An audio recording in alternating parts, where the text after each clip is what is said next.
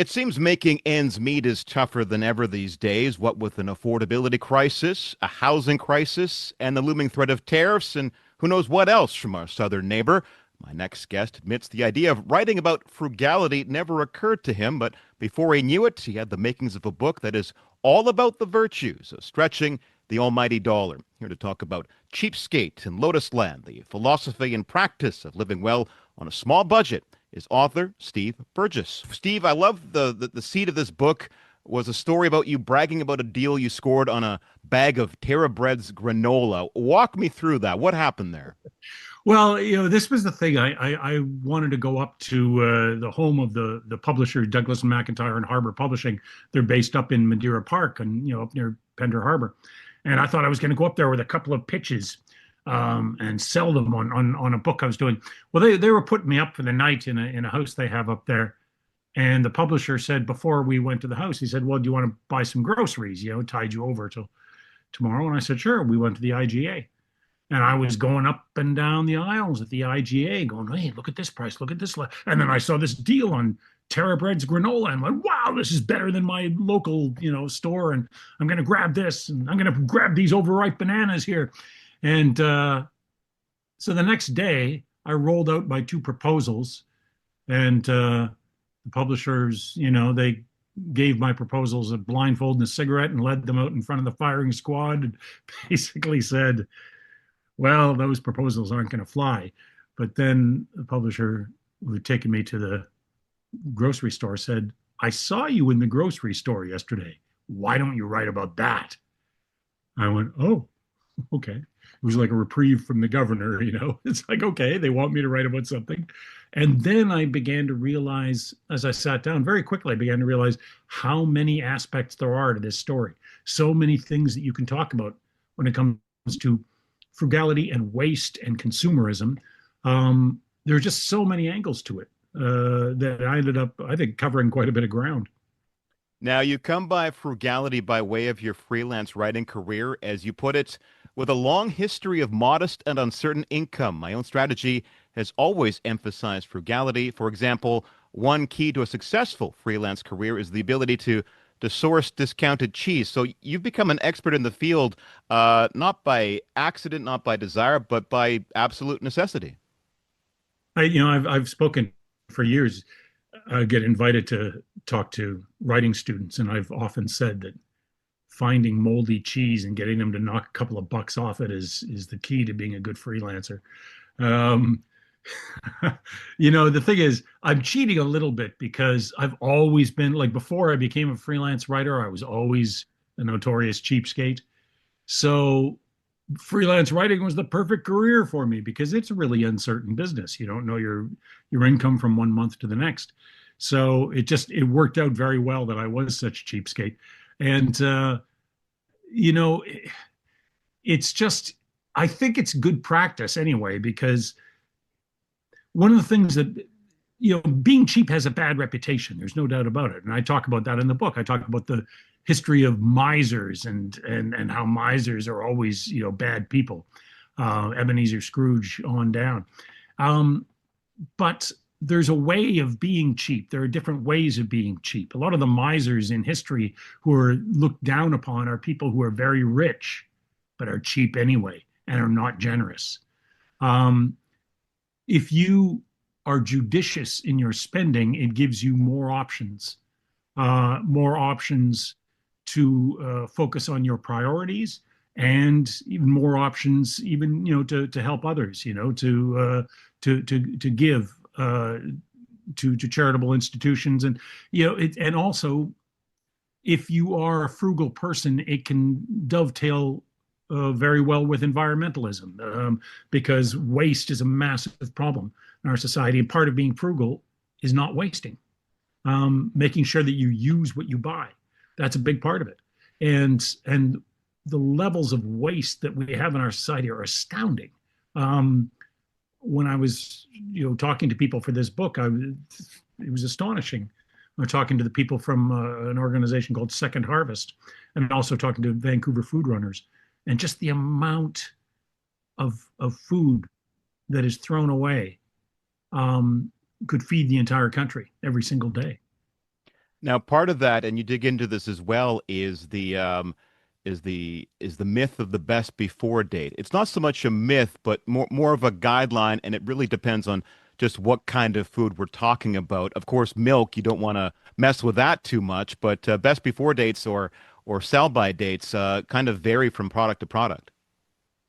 Absolutely. The one thing, like I mentioned, milk is something obviously we all know that you need to take it seriously, the milk date. And the other one, just kind of a niche product, but you also don't want to buy discounted arugula.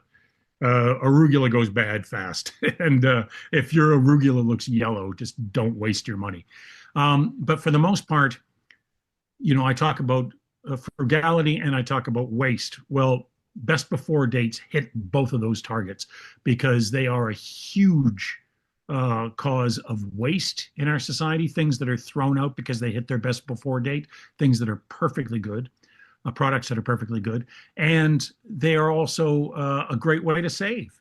I'm always looking for those red stickers for discounted items that are near their best before date. Best before dates just so many people understand and misunderstand them. They think, oh, this once the best before date arrives, this thing is poison. Well, it's not like that. It's not like that at all. This is just, it's a suggested date to the retailer, like, okay, maybe you shouldn't have this thing on the shelf after this date. But it rarely does it have anything significant to do with the quality of the item you're buying. And you can get great deals on expiring items, and they're perfectly good.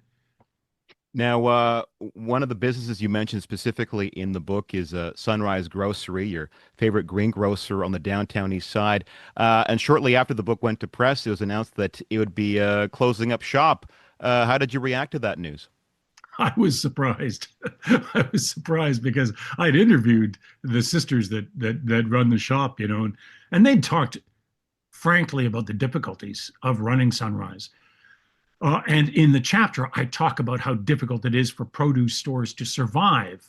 So in a way, it's almost like I was predicting this, but I didn't see it coming because they own the building, and I thought that made them different. I thought that they would survive because they own the building. But the thing is, they work so hard, the Joe family, and they don't have much of a life outside that store, and they just want to retire.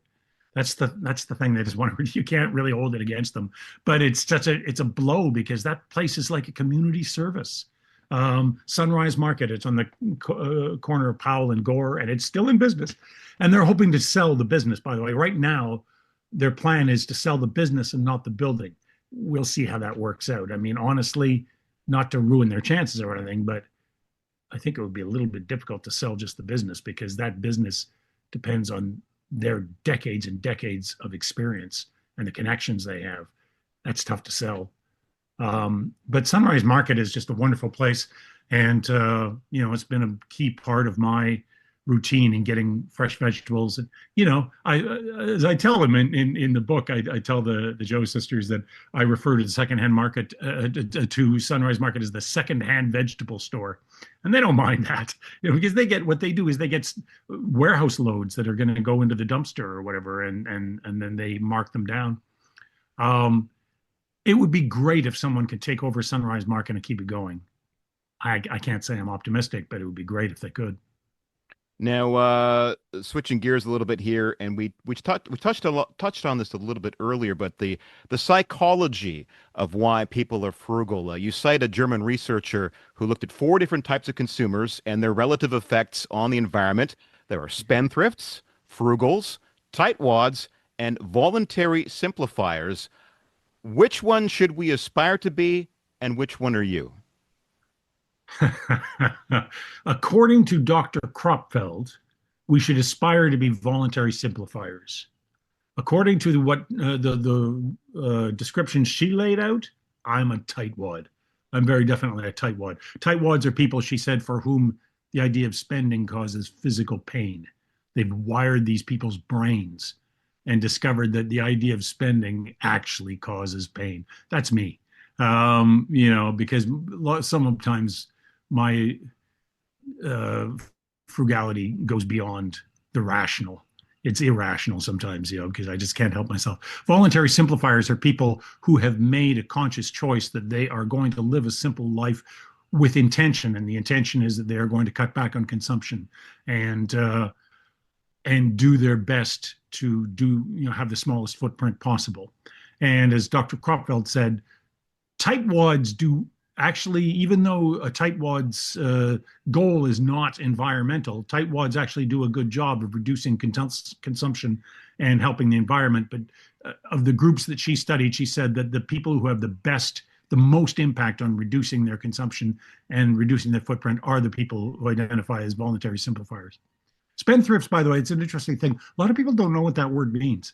A lot of people, they hear the word spendthrift and they hear the thrift part and they think it means thrifty people. Spendthrifts are the opposite of thrifty people. Spendthrifts are people who throw their money around carelessly. So obviously they're not going to be the ones who are, reducing consumption. Now, as a self-styled tightwad, you're also a big proponent of free stuff, perhaps more than the average person, perhaps more than is maybe healthy. There's a whole chapter devoted to that as well. Tell me about these mythical back alleys filled with microwaves and televisions. Oh yeah, yeah.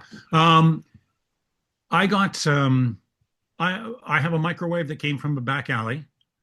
Our building manager at the time alerted me to this, and it replaced another microwave which had come from a different back alley, which our caretaker had also alerted me to. She kept an eye out on the back alleys, and that microwave, I've had it for years now. It works like a charm. It works better than when we got it out of the alley. I think it got thrown out because the fan wasn't working, and then shortly after I plugged it in, the fan started working again. So the television set, I once got a television set out of our laundry room because we have a free table where people leave things when they're moving, and then I have what I consider to be a huge TV now, and I got that from friends. So I haven't, I don't think I've ever paid for a TV. Yeah, I had an iPhone 4 until last year, an iPhone 4, and that was given to me by the same people who gave me the TV. I dedicated the book to them, by the way. They're nice people. But I had an iPhone 4, beautiful thing. It was released when Steve Jobs was still alive. The only reason I don't still have that iPhone 4 is because Rogers said we will no longer support this device. It's a 3G, and we're not doing 3G anymore. Otherwise, I'd still have it. But now I have a newer one, alas. Now, the most bizarre free find, and this is where we kind of get into unhealthy territory. What was that? Yeah. Oh, everybody wants to know about this. It's my own fault. I put it in the book. I can't complain about the fact that everybody's asking me about it. Okay, there I was. It was ebb tide along Point Grey Road. The beaches down there that, you get a nice beach down by Point Grey Road when it's ebb tide. And I'm walking along and with a stick, and I see something in the sand, and I poke at it, and I fish it out with the stick. What is it? It's a pair of boxer shorts. Well, these boxer shorts, they look like they're in perfectly good shape. They don't look dirty. They look like they're my size. Well, I happen to have a plastic bag, and I don't have to touch these things. I just pick it up with a stick, drop it into the plastic bag. Home it goes, into the washing machine. That's what washing machines are for. And I now have this pair of boxer shorts, which is part of my regular rotation. And, people are appalled. People are horrified. I think I'll probably lose friends over this when they realize how I'm being swaddled in beach flotsam. But, I make no apologies. No apologies. Okay. Writing a book, as you say, is an education. And as you say, you had some very good teachers. There's the food professor, Sylvain Charlebois. There's strap hanger author, Terence Gresco. James McKinnon, author of The Day the World Stopped Shopping. Who would you say had the most eye-opening insights for the book? Who provided that real aha moment for you? Gee, that's a good one. A number of them. The thing is, there are always the things that you're curious about, you don't know anything about. And I have always been curious about how supermarkets work and how supermarkets do business. And I spoke to two people. I spoke not just to Sylvain Charlebois, but I also spoke to Dr. Jordan LaBelle from Concordia. And they were telling me about the ways that supermarkets operate with shelving fees, It was a real eye opener to me that supermarkets don't make all their money from selling things to consumers. Not at all. They make a lot of their money charging manufacturers and retailers to put their products on the shelves. Um, and for one thing, that's one of the things that hurts small business because the big companies like Unilever and Nestle and so on, they can afford shelving fees that they pay to stores like Loblaws and Sobeys, but the small producers can't. And also, there's only so much room on the shelf. And that was a real eye opener to me. I didn't realize that supermarkets worked that way. And also, there's a lot of talk about the grocery code of conduct, which is now coming into force.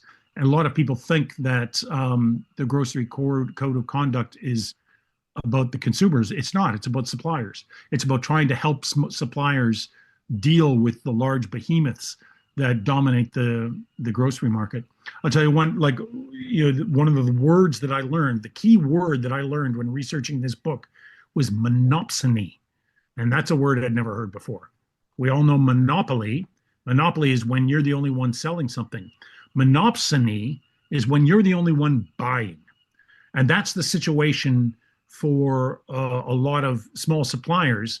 We don't have exactly a monopsony. It's not like there's only one supermarket chain, but the supermarket chains in Canada are so big that in effect, it's almost like a monopsony, which is if you're selling a product, a grocery product, you have very, very few options in terms of who's going to sell it for you. And that's a kind of a monopsony situation. Monopsony is also the way that Walmart often helps to destroy the economies of the small communities they move into. That's a fascinating concept. So that was one thing that I learned that really was really educational for me. Now, the last time we spoke, you were promoting reservations, the pleasures and perils of travel. You seem to have locked onto this consumer space. Any hints about what your next book may be? Well, gee, I don't know. I hope there is a next book. You got to sell enough copies of this one for somebody to want another one. The only thing I will tell you, and this is as you may know, I write a column for the Tyee, a weekly political column, as Dr. Steve. I'd kind of like to do a Dr. Steve book. So we'll see if that happens. Now, Cheapskate in Lotusland, #2 on the BC bestseller list, and I noticed in your social media post you chided the reader for spending money on books when they should be saving money. How do you feel about the reaction so far? It's very, very heartening. I just, the book. This is kind of inside stuff, but the book business is kind of a mystery. How do you sell books? I don't know. Yeah, I've been very lucky in terms of people talking to me and media people talking to me, and I'm very grateful for all the media attention I've gotten. But it doesn't necessarily sell books, as I've discovered. I'm not sure what does sell books, but the fact that this book seems to be doing well so far is a wonderful thing. It's just honestly, all I really want to do is sell enough books so that I get to keep writing books. I love writing, and it's a great way to make a living if you can make a living at it. And so that's all I really want to do. So I appreciate, people like you, John, who help out. What do you hope people get out of the book? What I hope people will get out of the book is that maybe just being a little bit more conscious.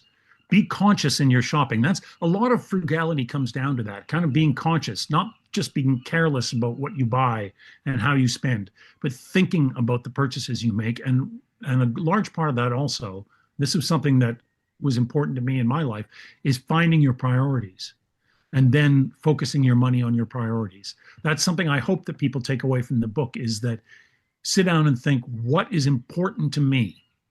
And that's what I want to focus my money on, and not throw my money around on things that are not that important. The name of the book is Cheapskate in Lotusland, the philosophy and practice of living well on a small budget. It's published by Douglas and McIntyre. My thanks to author Steve Burgess. Thank you.